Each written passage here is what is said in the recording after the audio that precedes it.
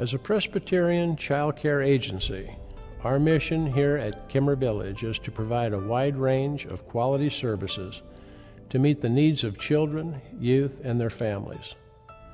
The Board of Directors and staff of Kemmerer believe that all children have the God-given right of love, nurture, protection, and education. Our programs are directed to help children and youth attain the necessary skills to become well-adjusted and productive members of society. It is our conviction that each and every contact with a child consists of showing the child respect, positive regard, and dignity. We believe that the diverse needs of children, youth, and families are best met through our team approach based upon mutual respect and professionalism as implemented by our committed staff. At Kemmerer Village, we are dedicated to serve the very special children entrusted to our care. And we would like to thank you in the community for your ongoing support of our mission and your time watching this presentation. Admissions at Kemmerer Village generally occur on a referral basis.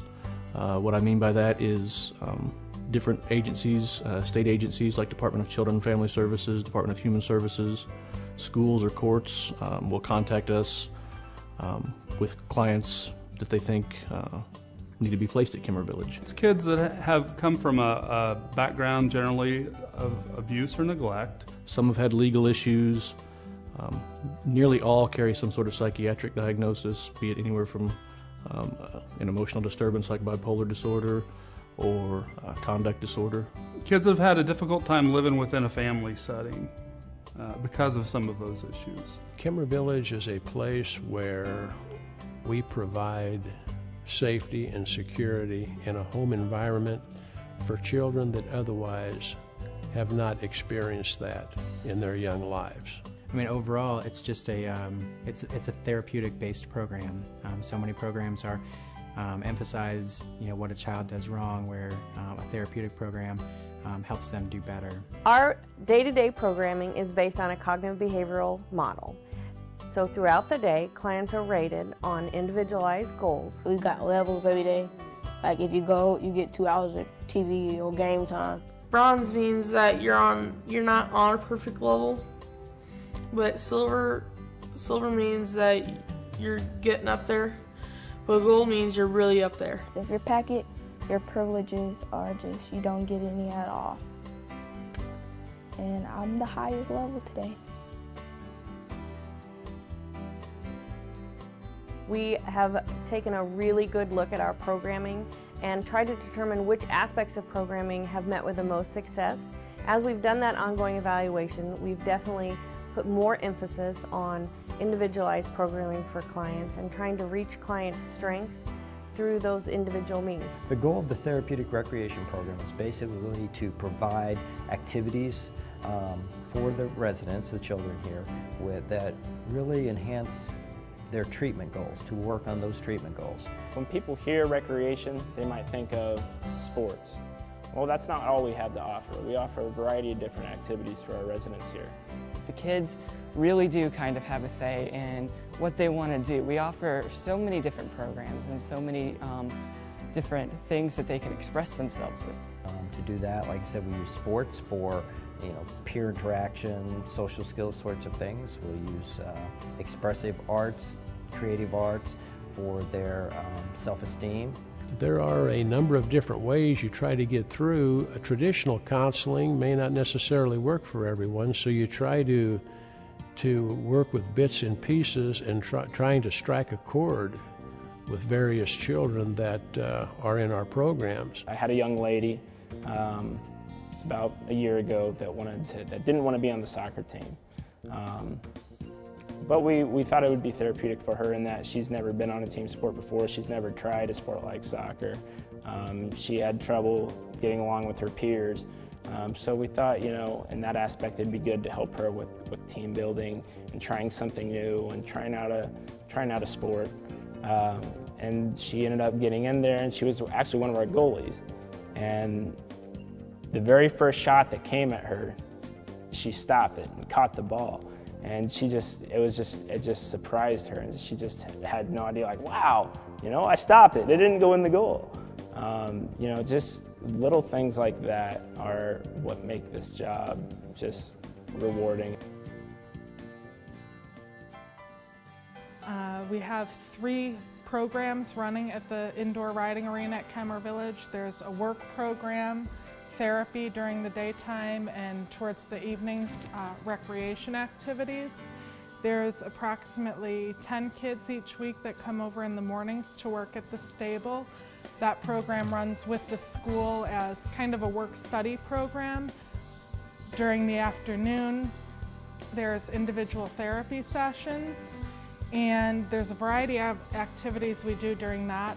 Some kids will ride, and we work on building confidence and assertiveness and good communication skills. I've learned so much at the horse barn since I've been here, and I think it's just a fantastic thing that Kemmerer does. Some of the things that equine facilitated therapy are really good for attention disorders, having the kids organize the grooming supplies. Equine facilitated therapy is also really good for kids with reactive attachment disorder. To ask someone who is afraid or hasn't learned to form appropriate attachments with people to sit in a therapy office and bond can be very overwhelming and scary for them. But a lot of times, if I put a horse in the cross ties and we're each brushing a horse from an opposite side, there's a natural flow of conversation that can be much more productive for the kids. We're really blessed to have the horses that we have here. We have some very talented animals. One of the miniature horses is really good with reciprocal affection. So sometimes we'll have some children that are just uneasy about being touched or touching people or sharing affection in a positive way. And he's only about 30 inches tall, so they have to crouch down and scratch his chest, and he'll nuzzle right in and rub their neck with his lips and rub their shoulder, and they start to learn what it's like to have that affection, and they really enjoy that. One of the other miniature horses is very mischievous, and he unties shoes and unbuttons coats and plays in that way. So a lot of kids that have some abuse history and haven't been able to set effective boundaries with people start learning to set boundaries with him. One of the young girls that had a lot of sexual abuse history, when he started invading her boundaries, I encouraged her to set boundaries with him, and she said she was afraid that he wouldn't like her if she did that, which is a very similar experience that she's had with people, so we were able to get at that more effectively. Many places do not have an on-campus school. The kids will attend the local high school, but here we do have classes on campus. All of our teachers are special ed certified. We have teacher and aide in the classroom. It allows us to have small class sizes, 5 to 6 kids in a classroom usually. We have a modified curriculum to help our kids who may have a learning disability or just need to do the work a little bit slower. We are accredited with the state of Illinois and the State Board of Education, so our students that we currently have on campus do receive high school credit towards graduation. They can get a diploma. We do have a graduation ceremony in the spring for our middle school 8th graders and also for our graduating seniors. One of the big things that we do with the kids is we have a prom every year for our juniors and seniors. We do have a computer lab, and the kids do have access to the computer lab. There's a computer in every classroom also. The kids utilize the library for a class, a reading class that we have here on campus. It's exciting to see the kids when a light bulb clicks on and they understand something or they get it, or for years they've felt like they couldn't be successful, they couldn't do it, and with some love and a little tender loving care and help here, they see that they can do it, they can be successful. School is very important. I didn't think school was important. before I came here. But I graduated from the 8th grade, which I didn't think I would, but I did anyway, and now I'm a freshman. That's because Kemmerer Village helped me out.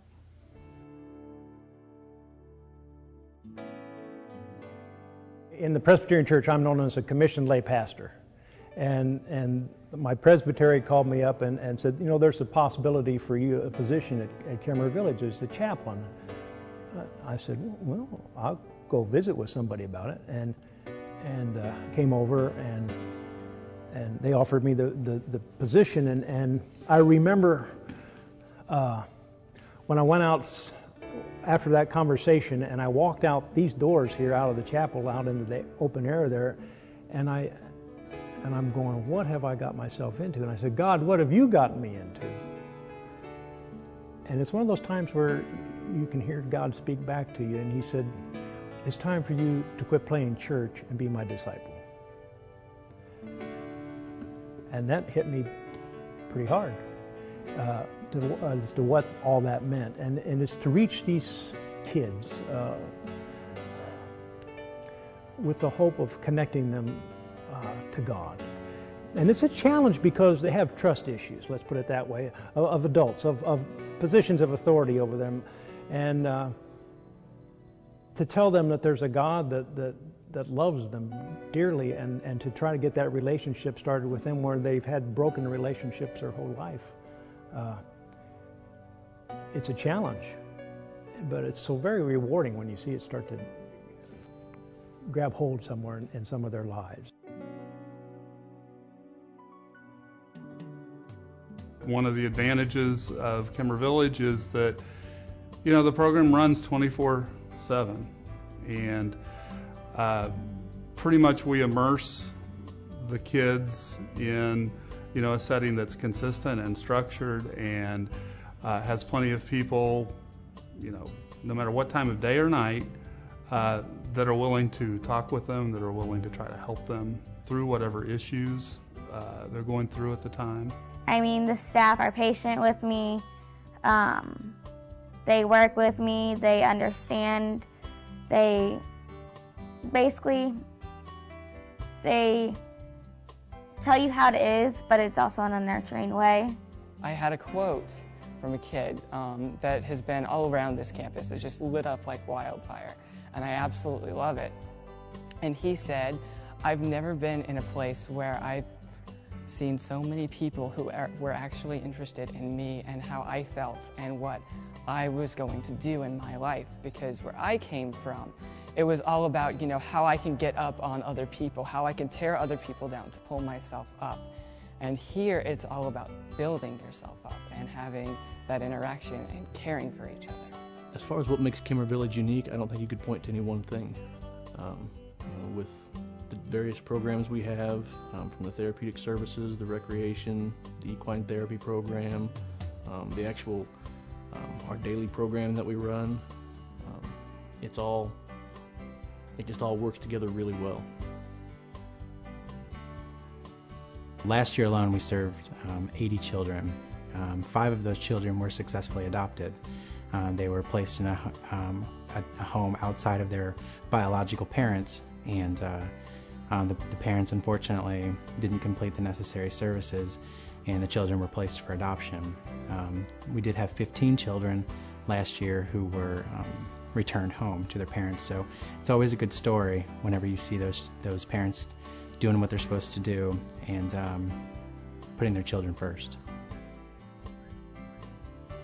We believe in Kemmerer Village because it is a way to help children, our very most important asset in the world. One of the things that we have done was to set up an endowment fund to provide for things that are not in the normal budget. And one of the uses has been a scholarship fund, in which the interest from the endowment fund has provided enough income to provide a scholarship to 2 different former Kemmerer students to go to community college. in this financial environment with the state and the federal government, we rely even more heavily on the generosity of our donors. And we do want them to understand that the children of Kemmerer Village are all of our children, and that we will profit by or pay for whatever they become.